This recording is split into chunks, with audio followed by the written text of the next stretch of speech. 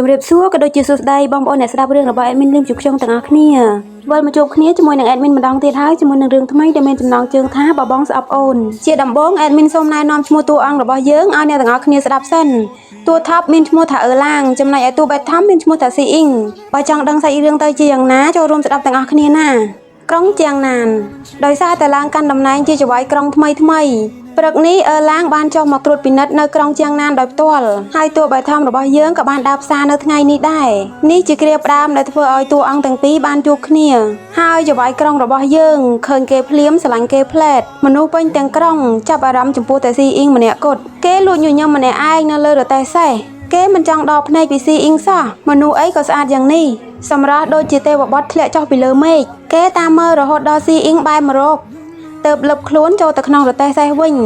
រួចក៏បញ្ជាឲ្យអ្នកបររទេះសេះបរទៅឲ្យលឿនរបៀបថាលួចមើលគេពេលគេតាមតន់អញ្ចឹងទៅខ្មាស់ខ្លួនឯងក៏បញ្ញាប់ចាក់ចេញឲ្យលឿនអីអញ្ចឹងណាត្រឡប់មកដល់ផ្ទះវិញតួថប់របស់យើងគឺថានៅមិនសុខទេនឹកដល់ស៊ីអ៊ីងគ្រប់ដង្ហើមចេញចូលរបៀបថាស្នេហាផ្ទះបាញ់អីអញ្ចឹងទៅគេទ្រាំមិនបានក៏បានហៅអ្នកបម្រើឲ្យទៅស៊ើបពីប្រវត្តិរបស់ស៊ីអ៊ីងចង់ដឹងថាស៊ីអ៊ីងជាកូនចៅរបស់អ្នកណាគេចាន់ចៅទទួលបញ្ជាចេញទៅស៊ើបដំណឹងស៊ីអ៊ីងទាំងយប់ហើយក៏ត្រឡប់មករាយការណ៍ទាំងយប់ដូចគ្នាអឺឡាងអន្ទះសារពេញមួយយប់ទ្រាំរហូតដល់ព្រឹកគេក៏ព្យាយាមរកវិធីដើម្បីទៅជួបស៊ីអ៊ីងនៅផ្ទះគ្រួសារតកូសិនតាមពិតទៅឪពុករបស់ស៊ីអ៊ីងមិនមែនជាប្រជារាស្ត្រធម្មតាទេឪពុកស៊ីអ៊ីងគឺជាមន្ត្រីរាជការតែគាត់ជាមន្ត្រីពុករលួយអឺឡាងឆ្ងល់ណាស់មនុស្សម្នាក់ដែលមានឪពុកអាក្រក់បែបនេះហេតុអីក៏គេស្លូតបូតនឹងមើលទៅតាមខ្សែភ្នែកទៀងត្រង់ខ្លាំងម្ល៉េះកែវភ្នែកបរិសុទ្ធរបស់ស៊ីអ៊ីងធ្វើឲ្យគេពិតជាមិនអាចដកចិត្តចេញពីស៊ីអ៊ីងបានទេអឺឡាងនៅតែបន្តស្រឡាញ់ស៊ីអ៊ីងដដែលពីមួយថ្ងៃទៅមួយថ្ងៃតែងតែរកវិធីដើម្បីជួបស៊ីអ៊ីង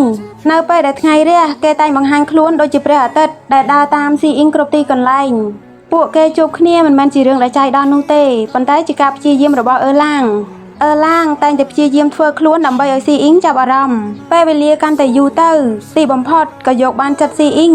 ហើយក៏បានក្លាយជាគូស្នេហ៍ឡាងតែងតែបបួលស៊ីអ៊ីងចូលក្រុងហូបអីជាមួយគ្នារហូតហើយចៅហ្វាយក្រុងរបស់យើងស្ដេចប្រច័ណ្ឌខ្លាំងណាស់បើសិនជាចង់ជួបហើយស៊ីអ៊ីងមិនមកជួប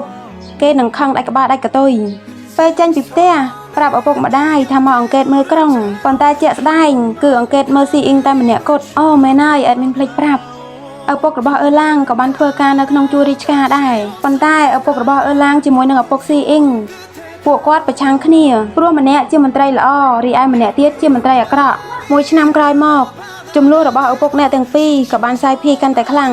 រហូតឈានដល់ការសម្លាប់គ្នាហើយឪពុកស៊ីអ៊ីងគឺជាអ្នកសម្លាប់ឪពុករបស់អឺឡាងព្រោះតែឪពុករបស់អឺឡាងចង់បកអាក្រាតរឿងដែលឪពុកស៊ីអ៊ីងបានធ្វើទូលប្រាប់ទៅកាន់ព្រះរាជាស្នេហាដែលធ្លាប់តែផ្អែមប្រែរសជាល្វីង